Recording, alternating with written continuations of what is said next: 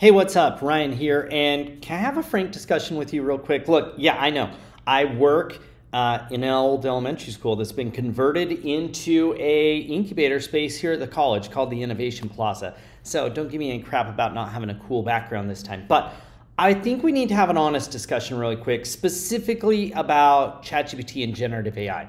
There is one huge mistake. Actually, there's about 5 or 10 of them, but I'll go with my biggest one.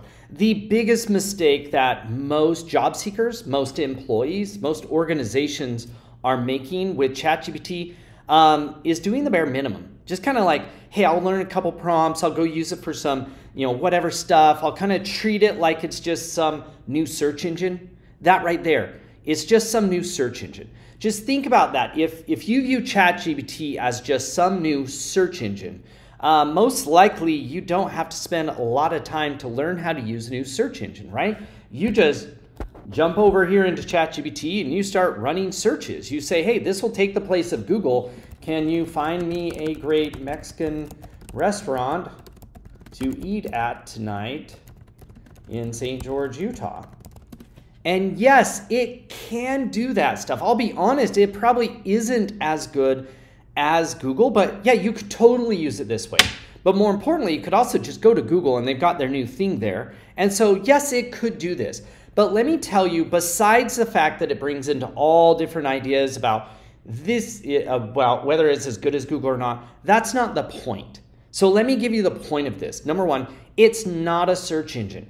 It has so much more ability than to just be a search engine. It's like saying this iPhone right here is just a phone. I can call people on it. Imagine if I was like, oh, I got the new iPhone, I can call people. Therefore, I don't need to learn how to do anything with it. I don't need to spend any time with it because I know how to make a call.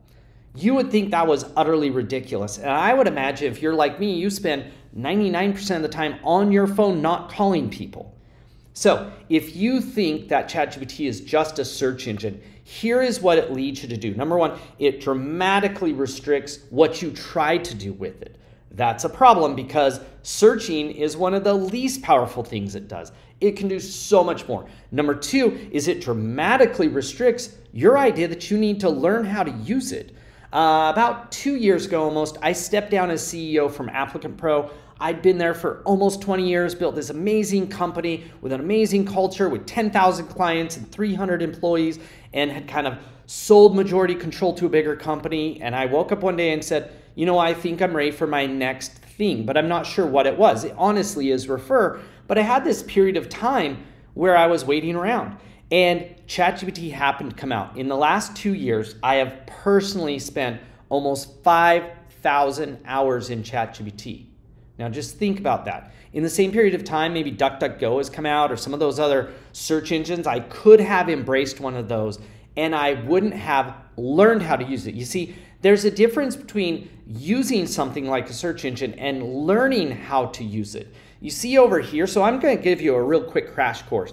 That brings us to our second mistake. Because we think it's just a search engine, we think it should be free. And when we think it's free, we therefore stay in the cheap plan. And we assume that the only reason to upgrade from this plan right here to a paid plan is that there's different models up here. So yes, it does have better models if you upgrade. And yes, you could argue whether Anthropic or Gemini or OpenAI's ChatGPT has the best models. And you're missing the point. The models that you have to pick from is the least reason why you should be upgrading to a paid ChatGPT account. And no, I don't get paid for this. So let me explain what the real reason is. The real reasons why you want to upgrade is a handful of things. Number one, this ability to attach files. It means I can give it a file like my resume and ask it questions against it. That's reason number one. Reason number two, when I get the app on my phone or when I get the actual app inside of my MacBook, it lets me voice command. And I'm going to talk about this in future videos, but voice command, uploading documents, wildly important. If you're using it for yourself, you get additional settings, which include being able to personalize your custom instructions.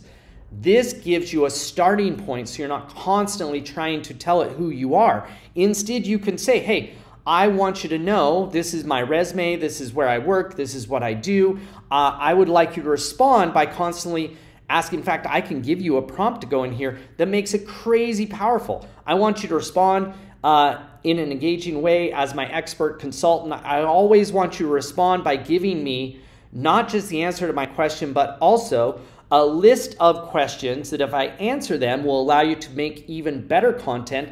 And I want you to provide the next 5 things that I could do, tips or suggestions of what we could do next to make your response more valuable. Just that one thing makes it totally worth using. I'll bring out a video where you can get access to that. But along those same lines, I also have the ability to add teammates. I have the ability to make a workspace. Inside of workspaces, my chats aren't used to train their models, which means I've locked down my security side of things. And the biggest one, I can tell you right here, I have the ability to use and more importantly, build my own GPTs, my own little tools that can do different modules for me. It's like having a whole bunch of little bots that are pre-trained for all the different things I do at work. I have one to write a resume. I have one to write my LinkedIn profile. I have some down here that I use to write blog posts. I have some down here that I use to create emails and do research on my podcast guests. I have all these little bots and tools that I don't get access to if, number one, I'm on the free account, and number two, I'm not pouring myself into figuring this new technology. So this is my one big push right here to say it's time for you to recognize that ChatGPT is not a search engine. And again, while yes, it could be used to do those things, it's for those 2 main points. Point number 1, so you'll broaden your mind about all the different things you could use it for. And point number 2, so you'll realize it's a piece of software that the more you put into it, the more you will get out of it. The more time you spend engaging with it and using it and learning how to use it, the better it will respond to you, and therefore the better value you will get. It won't just make you more efficient at doing something, meaning faster, but not that great. It will make you more effective at doing it. And I believe long term, it will be a huge differentiator between you and other job seekers and you and other people at work. So follow along, subscribe to Refer, subscribe to this channel, and you'll see that over the next few months, I'm going to be pushing out more and more and more videos about ChatGPT. So until next time, we'll talk to you later.